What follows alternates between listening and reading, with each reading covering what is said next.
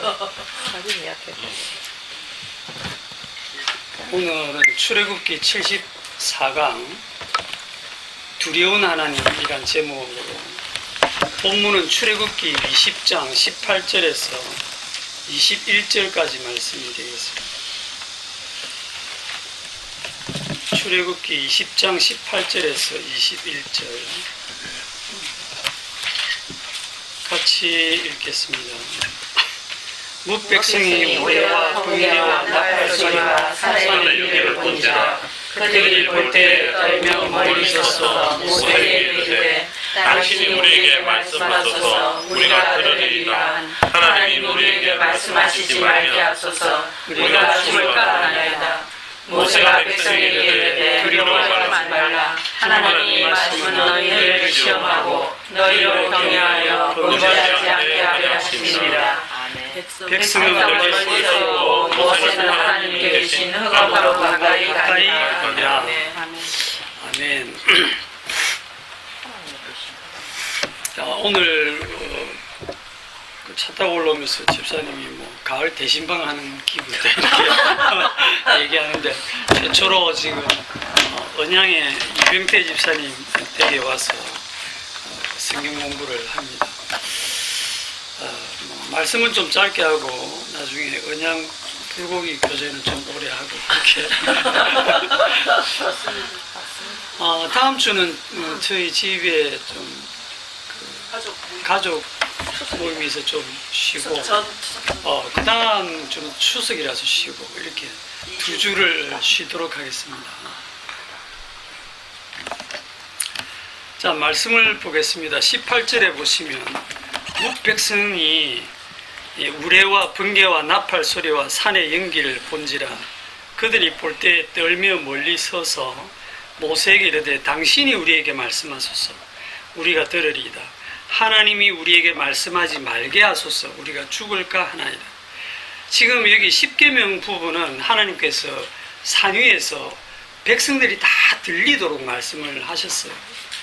그런데 그 음성을 들으면서 산에 불이 붙는 그 산과 우레와 번개와 나팔 소리와 연기를 보고 있을 때 이 백성들이 편한 것이 아니고 두려워 죽겠다는 겁니다.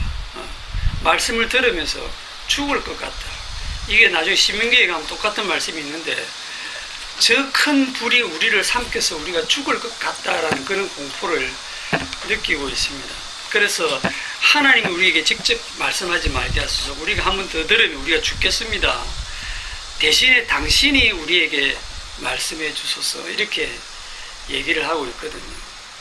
저번에도 한번 이 비슷한 얘기를 한 적이 있는 것 같은데 왜 하나님께서 자기 백성 이스라엘을 만나는데 이렇게 불이 붙는 그런 공포스러운 모습으로 이스라엘 백성을 만날까요? 불은 심판을 상징하죠. 그리고 하나님을 만나는 그 자리에 이스라엘 백성들은 아무도 접근을 못하도록 산에다가 경계를 정하고 누구든지 들어오면 경계를 넘어오면 이유 불문하고 죽인다.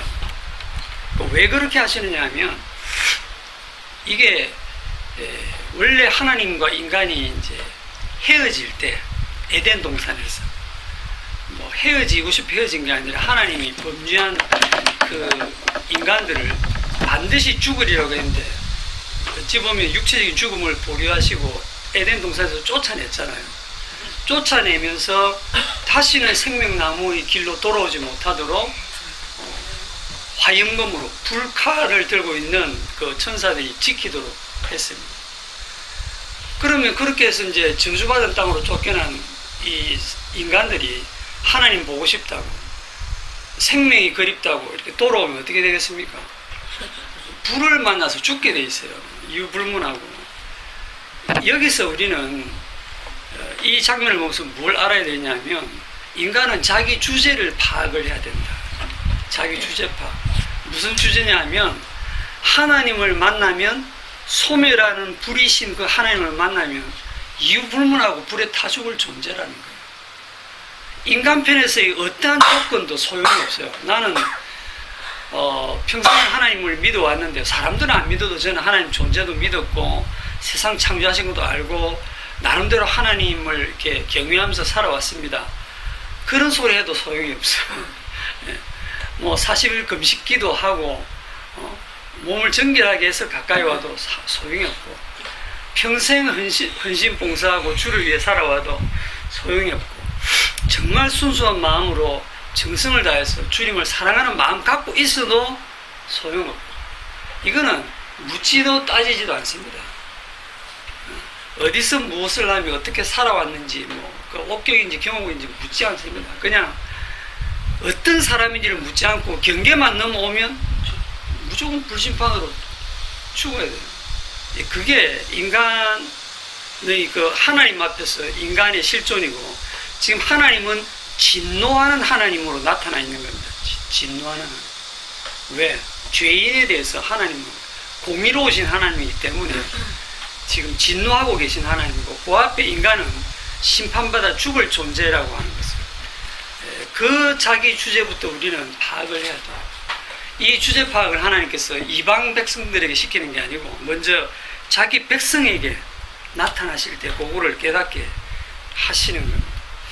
그런데 오늘날 하나님에 대한 일반 사람들의 이미지가 어때요? 전혀 하나님을 두려워하지 않죠. 하나님이 존재한다는 것도 믿지 않을 뿐 아니라 믿는다 할지라도 그냥 우습게 생각합니다. 내가 아무리 무슨 짓을 해도 뭐 하나님이 뭐 어떻게 하는 것도 아니고 전혀 두려워하지 않고 그저 비웃음의 대상이고 무슨 큰 재난이 일어나면 하나님 뭐하고 계시노 이런 식으로 얘기할 뿐이죠. 그리고 심지어 교회조차도 이 자기 주제를 몰라요. 하나님을 여전히 우습게 생각하고 주로 하는 말이 뭐냐면 좋으신 하나님, 사랑의 하나님, 자기 아들까지 내어주신 하나님, 그래서 뭐든지 구하면 주시는 하나님, 복 주신 하나님. 우리는 하나님의 자식이기 때문에 막 생떼를 쓰고 기도하고 보좌를 흔들면 당연히 응답해 주시는 그런 하나님. 자식이 그냥 부모한테 생떼를 쓰면 부모가 못 이기고 들어주는 그런 것처럼 하나님을 생각을 하고 있거든요. 정말 하나님은 우습게 생각을 하고 있습니다. 그런데 하나님은 결코 그런 존재가 아니라고 합니다. 진짜 하나님입니다. 그런데 그 일반 교회에서의 설교들을 들어보면 마치 하나님이 자기 존재를 인간들이 안 믿어줘가지고 답답해 죽으려는 그런 모습으로 표현하거든요. 믿어주기만 하면 복 받을 짓을 조금이라도 하면 복을 주려고 준비하고 있고 기도만 하면 응답해 주려고 준비하고 있는데 기도를 안 해서 못 주고 진짜 하나님은 누구도 스스로의 힘으로 하나님을 믿을 수 없도록 숨어 계신 하나님입니다. 그런데 오늘날 그 가짜 하나님, 가짜 예수님, 가짜 십자가, 가짜 복음을 그렇게 만들어서 퍼뜨리고 있잖아요. 그게 다 이방 종교일 뿐이고 인본주의일 뿐이고 결국은 악마의 집단일 뿐입니다. 가끔 그들이 그렇게 기도했을 때 뭔가 응답이 오고 진짜 하나님이 살아계신 것처럼 역사가 막 일어나고 하잖아요. 그게 다 세상을 지배하고 있는 마귀의 장난입니다. 물론 그 마귀도 하나님이 사용하고 계시지만 자 그러면 하나님 앞에서 나는 불에 타 죽을 존재에 불과하다라는 자기 주제를 파악하고 진심으로 뉘우치고 죄를 회개하고 하나님께 나아가면 어떨까요?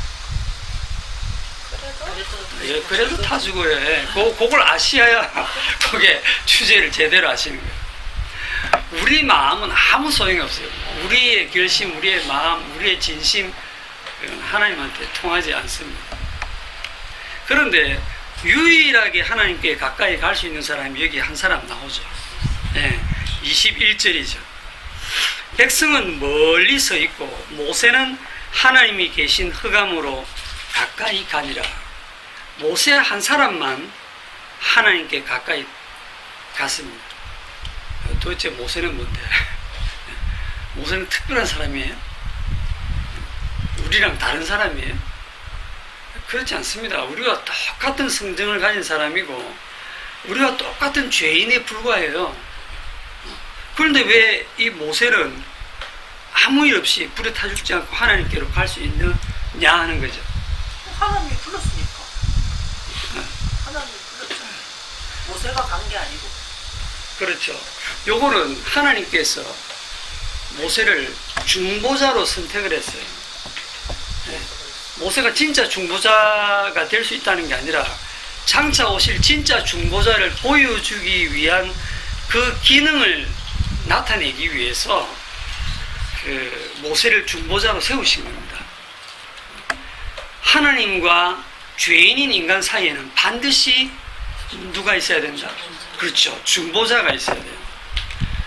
그래서 하나님과 죄인 사이에는 중보자가 없으면 이 하나님과 죄인 사이는 원수 관계고, 이 하나님은 이 죄인을 심판할 수밖에 없는 그런 사이이기 때문에 그 사이에 반드시 화목이 일어나려면 중보자가 있어야 되는데, 그거를 보여주기 위해서 지금 모세를 선택을 하신 거거든요. 그렇기 때문에 어떤 인간도, 어떤 그 인간이라도 죄인에 불과하기 때문에 자기가 뭐 직통으로 하나님께 간다, 하나님께 직통 계시를 받았다, 정신없는 소리를 하는 거예요. 하나님과 사람 사이에 중보자, 유일한 중보자가 누굽니까? 예수 그리스도죠. 예수 그리스도 외에 다른 길로 가면 다 그거는 도적이고 강도고. 자, 그러면 이스라엘 백성들은 이제 누구의 말을 들어야 되냐 하면 중보자의 말을 들어야 되고, 중보자가 전하는 말씀대로 살아야 되겠죠. 그리고 하나님은 일반 백성들의 기도를 듣는 게 아니고 중보자의 기도를 들어요. 나중에 보면 그 이스라엘 백성들이 금송아지 우상을 섬기잖아요.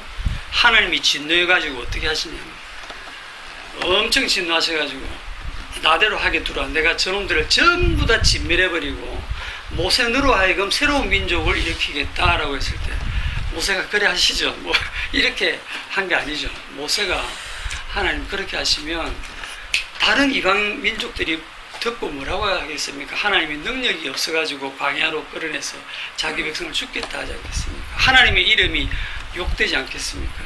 하나님 저의 목숨을 걸고, 그러니까 내 이름을 생명책에서 지우시더라도 이 백성을 버리지 마옵소서. 그렇게 이제 중보기도를 하거든요. 그때 그 중보기도를 듣고 하나님이 뜻을 돌이킨다, 그렇게 나와 있습니다. 근데 사실 그런 식으로 표현이 되어 있지만 그것도 역시 뭐냐면 중보자의 그 기도만 들으신다는 걸 보여주기 위한 표현이에요. 하나님이 마음이 왔다 갔다 하시는 분이 아니라. 이해하시겠죠? 자, 이 중보자를 통해서 하나님께서 이 이스라엘 백성들에게 이제 율법이라는 걸 주셨습니다. 10계명이라는 걸 주셨는데, 이 10계명 율법을 주신 이유는 뭔가? 자, 이유는 뭔가? 계명을 잘 지키면 하나님께로 갈 수 있다는 뜻인가? 표면적으로는 그래요. 말씀을 잘 지키면 복을 받고, 지키지 못하면 저주를 받는다는 그 조건으로 말씀을 주시죠. 그러니까 마치 하나님이 주신 그 계명을 내가 하기 나름으로 복과 저주를 내가 잘 지키면 복 받고 내가 못 지키면 저주 받는 것처럼 그렇게 계명을 주셨어요. 하지만 그 하나님의 말씀은 누구도 지킬 수 없대요. 왜 그럴까요?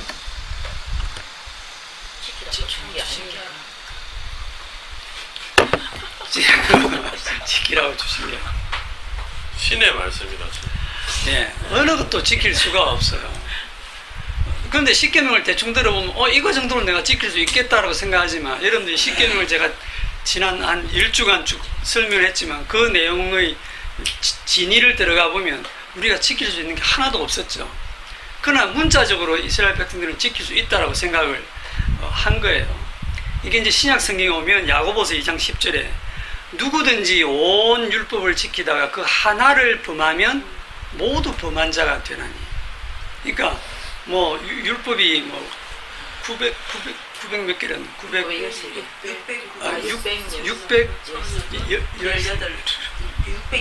613개인가 뭐 그 많은 법을 다 지키다가 하나 깜빡 실수로 범했다. 다 어긴 거예요. 하나님 앞에는 완전함과 완벽을 하나님 원하시지, 야, 99.9점 됐어, 이게 아니에요. 100% 완벽하지 않으면 하나도 안 지킨 거랑 똑같아요. 빵점이 되는 거예요. 그래서 갈라디아 3장 10절에 보면 무릇 율법 행위에 속한 자들은 저주 아래에 있나니 기록된 바 누구든지 율법책에 기록된 대로 모든 일을 항상, 이게 가능합니까 인간이? 모든 일을 항상 행하지 아니하는 자는 저주 아래 있는 자라 하였습니다. 그러니까 율법 행위를 통해서 의롭게 되려고 하는 자는 이미 저주 아래 있다. 그러면 하나님이 율법을 주신 목적이 뭐냐면 너희들은 저주 아래 있는 자라는 것을 분명하게 알게 하기 위해서 주신 거죠. 죄를 깨닫게 하고 죄를 더욱 죄되게 하고 죄를 더하게 하기 위해서 주셨다, 이렇게 표현이 되어 있습니다. 자, 이 율법이 주어지기 전에 이미 세상에는 죄가 있었죠. 그런데 그 로마서 5장 13절에 보면 죄가 율법이 있기 전에도 세상에 있었으나 율법이 없었을 때는 죄를 죄로 여기지 아니하였느니라. 그래서 율법이 옴으로 인해서 그 법을 들여다보는 순간 죄를 발견하게 된 거예요. 탐내지 말라 하지 아니하였으면 탐심을 알지 못하였으리라 하는 말씀처럼. 그러니까 율법을 주신 목적은 다른 게 아니잖아요. 그러니까 이 성경 전체가 사실은 율법이고 하나님의 말씀인데, 이 말씀을 주셨을 때 우리가 이 말씀을 받는 받아들이는 반응이라고 할까요? 그게 딱 이 말씀을 읽으면서, 그래, 내가 이 말씀대로 잘 지키고 살아서 하나님을 기쁘시게 해야지 라고 나오는 게 굉장히 기특하게 여겨지겠지만, 그 사람은 아직도 자기 주제 파악이 안 된 사람이에요. 말씀을 딱 대할 때마다 그 말씀을 통해서 내 죄가 더 드러나는 사람은 그 사람은 은혜를 입은 사람이에요. 그래서 그 죄가 더 드러남으로써, 그 율법을 통해서 죄가 더 드러남으로써 어디로 갑니까? 예수 그리스도께로 인도되잖아요. 그죠? 그게 원래 목적이었단 말이에요. 자, 구약에서 옛 언약이라고 하는데, 이 구약을 옛 언약의 중보자가 모세라고 한다면 그 모세를 통해서 율법을 주셨는데, 이제 신약으로 넘어오면 새 언약의 중보자라고 해서 누굽니까? 그 예수님이죠. 새 언약의 중보자로서 이제 말씀을 새롭게 주신 분이 예수님이에요. 마태복음 5장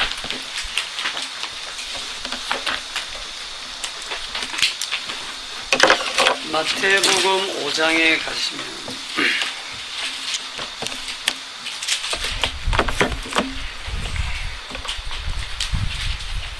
마태복음 5장 1절에 예수께서 무리를 보시고 산에 올라가 앉으시니 제자들이 나아온지라 입을 열어 가르쳐 가라사대 심령이 가난한 자는 복이 있나니 천국이 그들의 것이며 애통하는 자는 복이 있나니 그들이 위로를 받을 것이며 온유한 자는 복이 있나니 그들이 땅을 기업으로 받을 것이며 의에 줄이고 목마른 자는 복이 있나니 그들이 배부를 것이며, 이렇게 이제 산 위에 올라가 앉으셔 가지고 쭉 가르치십니다.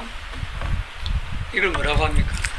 그렇죠. 산상수훈 또는 산상보훈이라고 하는데, 왜 하필 산에 올라가 가르치시느냐 하면, 이게 옛 언약의 중보자인 모세가 시내산에서 말씀을 받아서 이스라엘 백성들에게 전한 거하고 똑같은 이미지를 지금 그리고 있는 겁니다. 그거를 예수님이 지금 산 위에서 말씀을 하고 있는 거예요. 그래가지고 여기 보면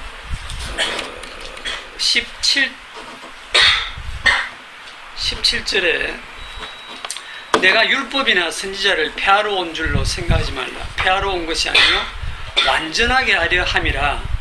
진실로 너에게 이르노니 천지가 없어지기 전에는 율법의 1.1획도 결코 없어지지 아니하고 다 이루리라. 그러므로 이 계명 중에 지극히 작은 것 하나라도 버리고 또 그같이 사람을 가르치는 자는 천국에서 지극히 작다 일컬음을 받을 것이요 누구든지 이를 행하며 가르치는 자는 천국에서 크다 일컬음을 받으리라. 내가 너희에게 이르노니 너희 의가 서기관과 바리새인보다 더 낫지 못하면 결코 천국에 들어가지 못하리라. 즉 구약의 모세가 전한 그 율법, 그 선지자의 말씀들을 예수님이 지금 폐하러 온 게 아니라 온전하게 하려고 왔다. 이렇게 하시면서 21절에 딱 가보시면 이제 완전히 다 비교를 하시거든요. 21절에 옛사람에게 말한 바 살인하지 말라. 이거는 구약성경 출애굽기 20장에 10계명을 떠올리자는 거죠. 옛사람에게 그 산위에서 여호와 하나님이 직접 말씀하셨어요. 살인하지 말라. 그랬잖아요. 그죠? 그런데 살인하지 말라. 누구든지 살인하면 심판을 받게 되리라 했다는 것을 너희가 들었으나 나는 너희에게 이르노니, 이게 뭡니까? 구약의 여호와 하나님이 산위에서 백성들에게 말한 그대로 와가지고 지금 산위에서 예수님이 옛사람에게 이렇게 살인하지 말라라고 일렀지. 그러나 나는 너희에게 말하노니. 본인이 누구라는 거예요? 본인이 하나님이라는 거예요. 엄청난 권위를 가지고 지금 얘기를 하는 겁니다. 나는 너희에게 이르노니 형제에게 노하는 자마다 심판을 받게 되고 형제를 대하여 라가라 하는, 이게 라가는 뭐 미련한 놈 이런 욕이거든요. 라가라 하는 자는 공회에 잡혀가게 되고 미련한 놈이라 하는 자는 지옥불에 들어가게 되리라. 그러니까 살인이 뭐냐면 형제를 노하고 미워하는 그것만 해도 지옥에 들어간다. 또 뒤에 가보면 간음하지 말라 했다는 것을 너희가 들었으나 나는 너희에게 이르노니 음욕을 품고 여자를 보는 자마다 마음에 이미 간음했다. 이런 식으로 모든 말씀들의 진위를 이제 다시 행함이 아니고 마음으로 끌어올려서 얘기를 하시잖아요. 이렇게 쭉 해서 이게 5장, 6장, 7장까지 가죠. 7장 쭉 끝에까지 가서 7장 28절에 보니까 예수께서 이 말씀을 마치심에 무리들이 그의 가르치심에 놀라니 이는 그 가르치는 것이 권위 있는 자와 같고 그들의 서기관들과 같이 아니함 일러라. 엄청난 권위를 가지고 말씀하시는 것과 같다. 8장 1절에 예수께서 산에서 내려오시니 수많은 무리가 따르니. 자, 산에 올라가셨다가 산에서 내려오시죠. 구약의 율법을 예수님이 산상수훈을 통해서 다시 재해석을 해서 말씀을 하셨습니다. 살인하지 말라. 나 살인 안 했어요. 그 정도가 아니라 너 형제에 대해서 노하고 미워했으면 그거 지옥불에 들어간다. 예수님이 지금 그런 말씀하신 거거든요. 이 산상수훈에 대해서 읽고 사람들이 야 정말 좋은 말씀이다. 좋은 말씀인데 지킬 수 있어요 없어요? 이거는 우리가 더욱 지킬 수가 없는 말씀이에요. 그런데도 불구하고 이 말씀대로 살려고 노력한 사람들이 역사 속에 굉장히 많습니다. 그리고 오늘날의 신학에서도 마찬가지로 이 산상수훈을 천국 백성이라면 지켜야 될 도덕법이라고 가르치면서 지키라고 가르쳐요. 100%는 못 지켜도 노력은 해야 된다라고 가르쳐요. 그거는 인본주의입니다. 100%는 못 지켜도 노력을 하면 그 노력을 하나님이 가상히 여기느냐? 그렇지 않습니다. 100%가 아니면 100% 못 지키는 거예요. 그 하나님을 갖다가 자기들처럼 상대적으로 생각을 하시는데 그렇지 않습니다. 이거를 자기가 이제 지켜서 산상수훈을 내가 이걸 잘 지켜가지고 하나님을 기쁘시게 해봐야 되겠다. 이렇게 생각하면 역시 자기 주제를 전혀 파악하지 못하고 있는 거예요. 그러면 새언약의 중보자이신 예수님이 이 산상수훈을 말씀하신 목적이 뭐겠어요? 구약의 모세가 율법을 전한 목적이나 새언약에 와서 중보자인 예수님이 이 산상수훈을 설교하신 목적이 뭐겠어요? 너희들은 저주받아서 지옥가 마땅하다. 저주받아 지옥가 마땅한 죄인이다. 알겠느냐? 그런 뜻입니다. 그러니까 이 말씀을 듣고 절망해야 돼요. 듣고 이 말씀을 듣고 아멘 맞습니다 이래 나와야 돼요. 아멘 주님, 주여 저는 저주받아 마땅한 죄인입니다. 이 말씀 한 말씀도 저는 지켜낼 수가 없습니다. 저는 저주 가운데 있는 자군요. 이렇게 고백하는 게 맞거든요. 주님이 긍휼히 여겨주시지 아니하시면 저에게는 아무런 소망도 없습니다. 이런 고백이 나오는 게 주님이 원하시는 거예요. 이걸 가지고 제가 지켜보겠습니다. 요래 나오면 안 되는 거죠. 자, 이렇게 예수님이 산상순을 통해서도 결국 신약에 있는 모든 그 백성들을 죄 아래 다 가두었어요. 결국 하나님의 진노 아래 다 가두어 놓은 겁니다. 그러면 도대체 어떻게 진노하시는 하나님과 이 죄인 사이에 화목, 화평을 이룰 수가 있을까요? 그 유일한 답이 언약입니다. 언약. 그 언약이 뭐냐면 하나님이 일방적으로 하신 언약이 있어요. 물론 그 언약을 근거로 모세도 중보기도를 할 때 하나님의 언약을 근거로 기도해서 하나님이 들으셨고, 언약이라고 하는 거는 보통은 당사자가 있잖아요. 그죠? 쌍방 계약. 쌍방으로 이렇게 계약을 해서 서로 어느 쪽이든지 어기면 한쪽이 뭐 죽는다든지 이런 게 있는데, 이 하나님의 언약은 일방적으로 하나님 홀로 하시는 언약이에요. 그래서 이걸 하나님의 자기 맹세라고도 하죠. 하나님의 자기 맹세. 이거는 인간편의 조건은 안 보는 거예요. 인간편의 조건 관계없이 내가 반드시 이루겠다라는 자기 맹세, 자기 약속이 하나님의 언약이고, 그래서 여기에 우리는 소망이 있는 겁니다. 죄인들은. 우리한테는 소망이 없어요. 그러면 하나님의 자기 언약 속에는 뭐가 있냐면 하나님의 자기 희생의 피가 그 언약 속에 담겨 있어요. 그래서 그것을 언약의 피라고 합니다. 다 같이 얘기해 봅시다. 언약의 피. 언약의 피. 이거 중요합니다. 하나님이 자기 피로 언약을 하셨다고 하는 것이. 그렇기 때문에 이 하나님의 언약에는 하나님의 희생의 피가 들어있는데, 여기에다가 인간의 자기의 피를 인간의 자기의 땀이나 노력을 섞어 넣으면 안 됩니다. 하나님의 그 고귀한 희생의 피만 고스란히 유지되는 게 이게 성경 전체에 흐르는 중요한 개념이에요. 그런데 오늘 우리 출애굽기 20장에 보면 모세 혼자 하나님께 올라갔잖아요. 아무도 못 갔어요. 그런데 출애굽기 24장에 가보면 모세 말고 이스라엘 백성들 중에 대표로 70장로가 뽑혀가지고 하나님께 올라가는 장면이 굉장히 놀라운 장면이 나옵니다. 거기를 한번 가봅시다. 출애굽기 24장.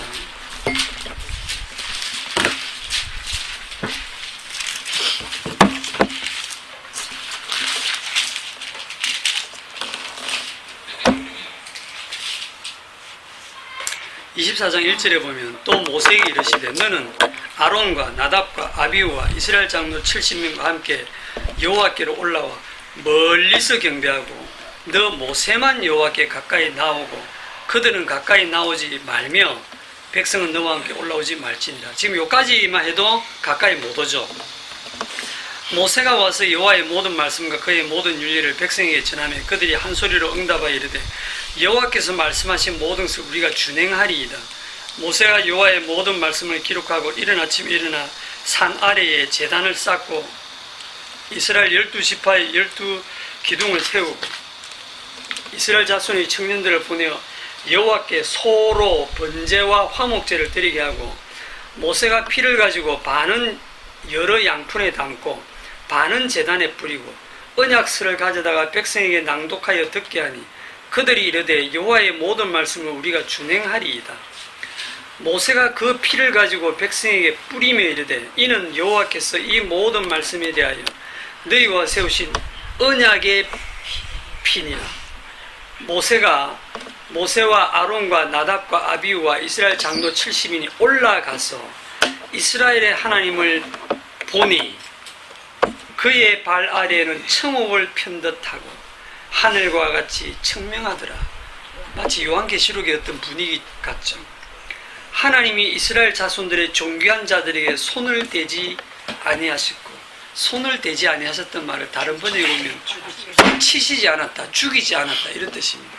벌 주지 않았다는. 원래 하나님께 가까이 나오면 죽이게 되어 있는데 하나님이 그들에게 손을 대지 않았다. 그들은 하나님을 뵙고 먹고 마셨더라. 굉장히 중요한 구절이거든요, 구약에서.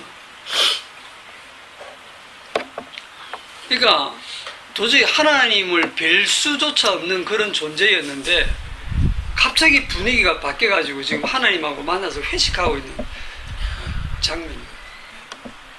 여기가 언양인지는 모르겠지만 하여튼 그렇게 회식을 하는 장면인데, 고기가 못 여러분 우리가 음식을 먹을 때 마음이 불편하면 체하죠. 못 먹습니다. 앞에 계신 분이 너무 두렵고 공포스러우면 음식을 못 먹습니다. 막 앞에 조폭두목 같은 사람이 앉아가지고, 또는 약간 정신이 오락가락 폭군이 앉아있고 옆에 있는 신하들이 있는데 뭐 조금만 잘못하면 저런 꺼내서 목쳐라 이런 사람이 앉아있으면 음식 벌벌 떨려서 못 먹습니다.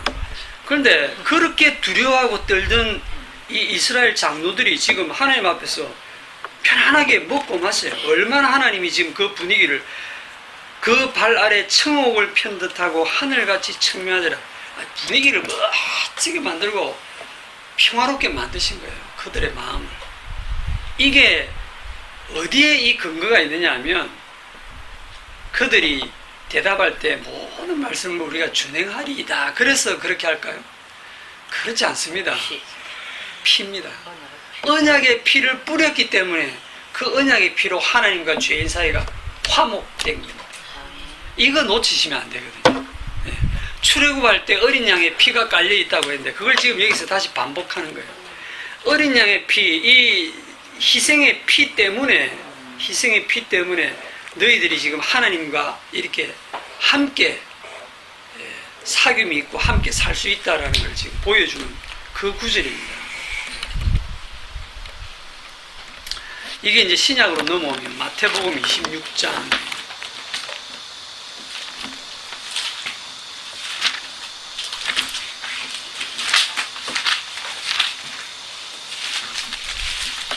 마태복음 26장 26절.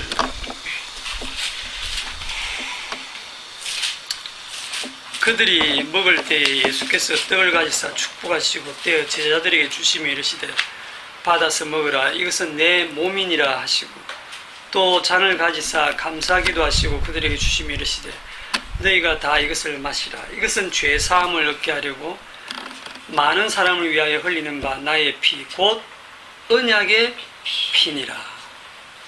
여기 언약의 피가 나오죠. 구약에서는 그 언약의 피를 짐승의 피로 지금 대신했잖아요. 그리고 그 이후에 이스라엘 백성들과 하나님이 그 장막에 동행할 때 매일 일어나는 일이 뭐냐 하면 제사였죠, 제사.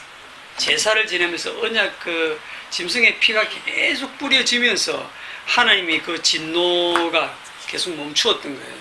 그러면서 이스라엘 백성과 동행할 수 있었는데, 신약에 딱 오니까 짐승의 피가 아닌 하나님의 아들 예수 그리스도의 그 피, 그 언약의 피가 여기에 등장을 합니다. 이 피로 인해서 하나님과 화목하게 되는 겁니다. 로마서 5장.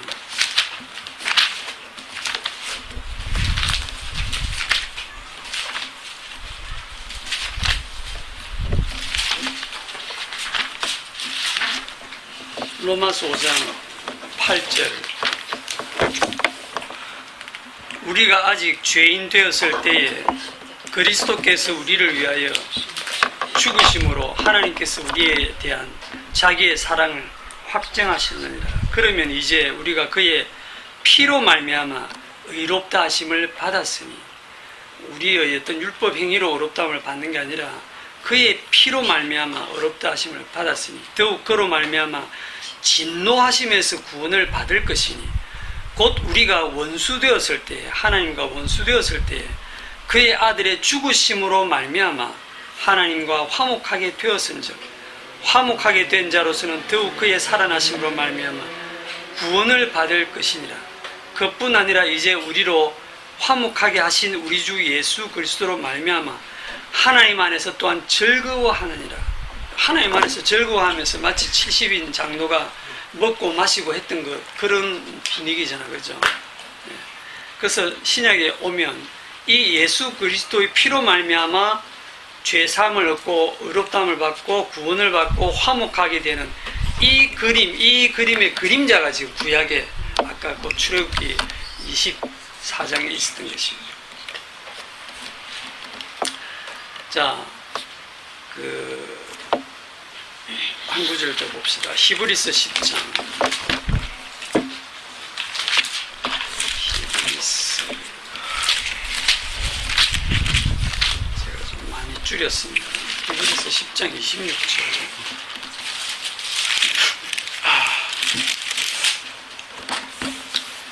우리가 진리를 아는 지식, 복음이죠. 우리가 진리를 아는 지식을 받은 후 짐짓 죄를 범한 즉 다시 속죄하는 제사가 없고 오직 무서운 마음으로 심판을 기다리는 것과 대적하는 자를 태울 맹렬한 불만 있으리라. 모세의 법을 피한 자도 두세 증인으로 말미암아 불쌍히 여김을 받지 못하고 죽었거든. 하물며 하나님의 아들을 짓밟고 자기를 거룩하게 한 언약의 피를 부정한 것을 여기고 은혜의 성령을 욕되게 하는 자가 당연히 받을 형벌은 얼마나 더 무겁겠느냐 너희는 생각하라 할 때 26절에 우리가 진리의 지식을 받은 후에 짐짓 죄를 범한 즉 할 때 이 짐짓 죄를 범한다는 게 뭡니까? 예수 믿고 복음을 이제 알게 됐는데 그 이후에 또 죄를 지으면 안 된다. 또 죄를 지으면 아우 그건 이제 다시 속죄하는 제사가 없다. 여기서 이렇게 죄를 범한 적 이래 돼 있으니까 사람들은 너무 쉽게 아우 또 죄를 지으면 이제 뭐 다시 속죄하는 제사가 없고 오직 무서운 마음으로 심판을 기다려야 되는 겁니다. 이렇게 생각하는데 이 짐짓 죄를 범한 자가 할 때 이 죄가 뭐냐고요? 이 죄가 거기 29절입니다. 29절. 하나님의 아들을 짓밟고 자기를 거룩하게 한 언약의 피를 부정한 것으로 여기는 그게 죄입니다. 그게. 다른 게 죄가 아니고 언약의 피를 지금 주님이 가장 귀하게 여기잖아요. 그걸로 구원을 했는데 그 언약의 피를 부정한 것으로 여기고 하나님의 아들의 그 죽음에 대해서 십자가에 대해서 생각 안 하고 그래도 내가 이 말씀을 지켜야지 이런 식으로 또 나오면 다시 율법 행위로 돌아가면 그게 죄를 범하는 거예요. 하나님의 아들을 짓밟는 거예요. 그 언약의 피를 부정한 것으로 여기는 겁니다. 한 구절만 이제 더 생각하고 끝내겠습니다. 출애굽기 20장 우리 아까 다시 20장 19절에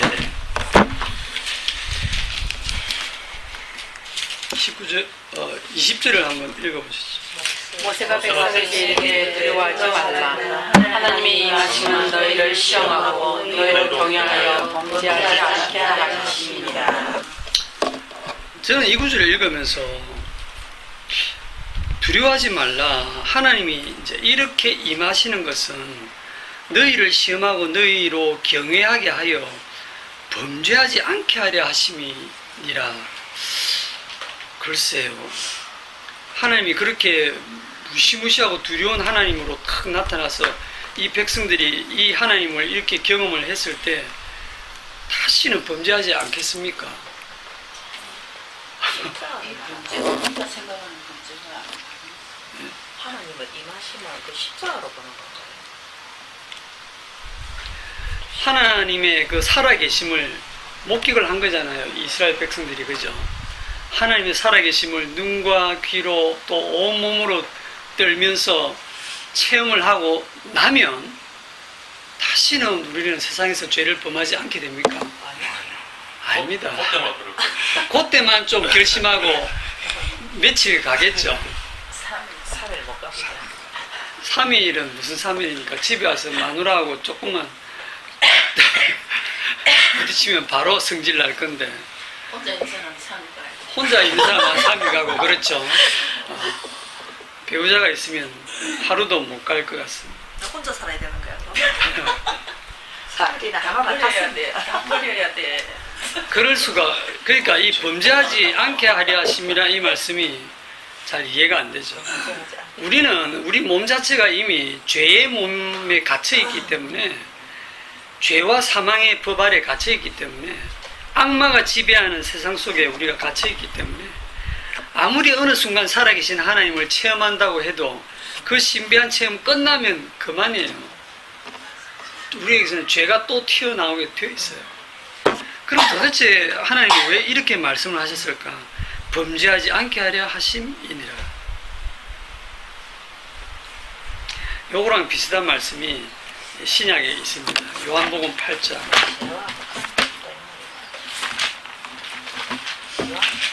요한복음 8장 10절.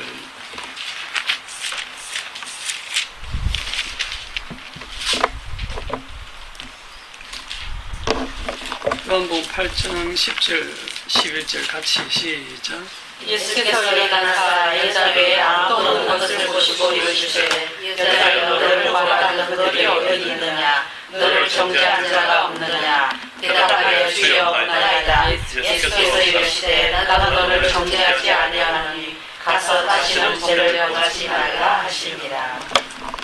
11절 말씀을 읽으면서 마음이 편합니까? 저는 이걸 읽으면서 딱 걸리던데요. 나도 너를 정죄하지 아니하노니 가서 이제 편안하게 살아라. 이랬으면 마음 편할 거예요. 예수님이 맨날 이랬어요. 네. 눈 뜨는 그것도 고쳐주고 고쳐주고 죄를 다시는 짓지 마라. 그렇죠. 다시는 더 심한 것이 나지 않도록 죄를 범치 말라. 이런 식으로.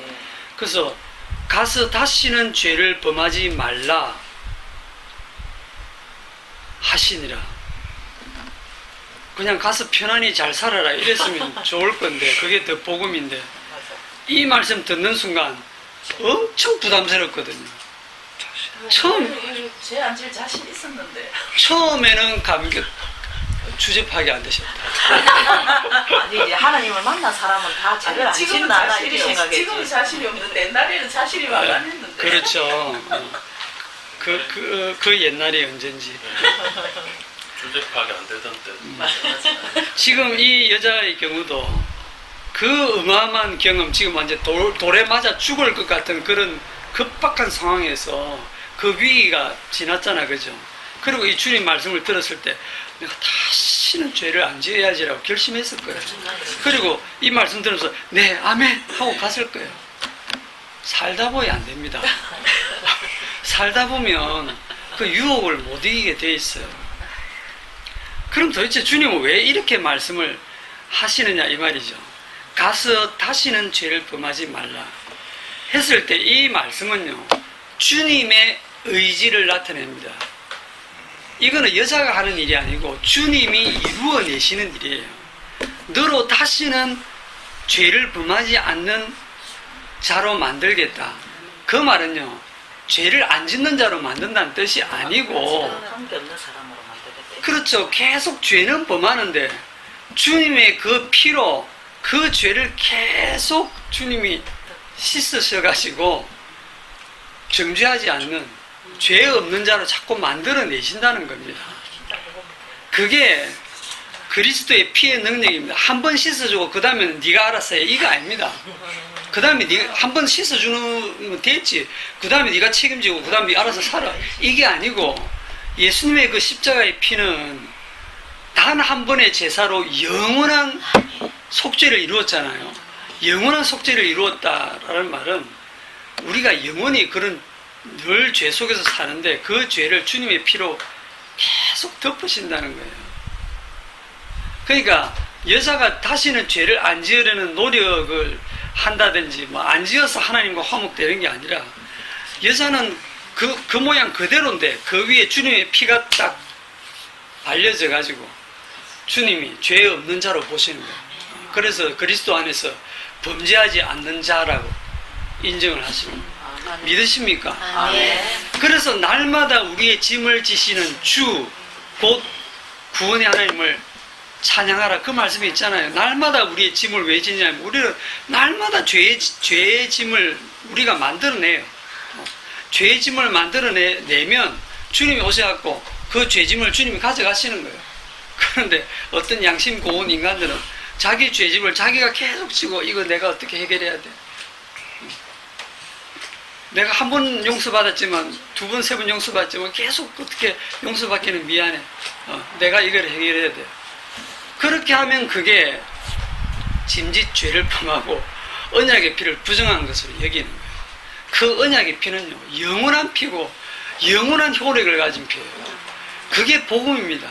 그 언약의 피가 우리의 죄를 영원히 덮으신다는 그 속에서 이제 날마다 우리의 짐을 지시는 그 주님 안에서 여러분들이 평안하게 사시기를 바랍니다. 기도합시다.